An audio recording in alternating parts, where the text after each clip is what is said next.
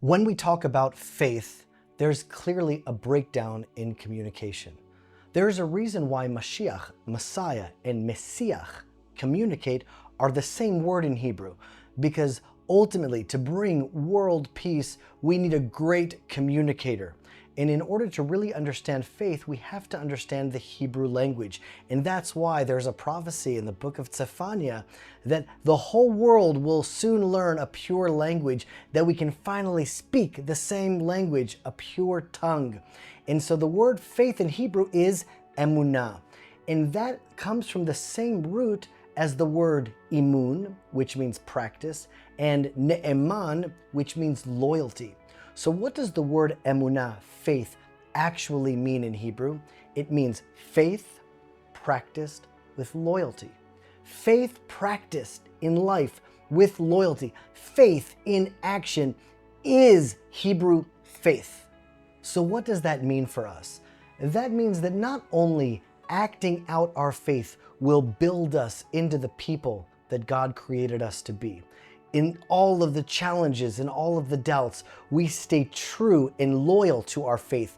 That's why the Torah speaks about brit, about a covenant, because you need to be good because you are good no matter what. That's in fact the entire secret of the book of Job, of Eov, this righteous man who has so many horrible things happen to him. And at the very end, he never wavers. He was a true tzaddik, a true righteous man in the face of disaster and tragedy and Satan himself coming after Job. Job never leaves the path of righteousness because that's true righteousness. If everyone is always blessed every time they follow God, then what's their righteousness really worth? They're just being righteous in order to receive the blessing. True faith, biblical faith, is faith practiced in loyalty, a covenant, no matter what. In some ways, the biblical ethos is the foundation of real Western civilization. What do I mean by that? What are the most popular movies today in the world?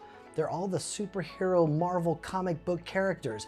And when you delve into the story of both the superhero and the supervillain, they all tell the same story. Some tragedy or pain happened to them earlier on in life, and the villain says, "The world hurt me, I'm gonna hurt the world back." And he takes it to evil. The hero, though, whether it be Bruce Wayne, whose parents were killed and he was just a child, or Superman's planet that was destroyed, they lived through some sort of trauma, and they took the pain of that trauma and they said, "I want to put an end to other people's pain and suffering." That's real faith. That's what Emunah is all about. And in that way, Avraham Avinu, Abraham, was the world's first superhero. That in the face of all of the challenges and unmet promises, he continued to be faithful.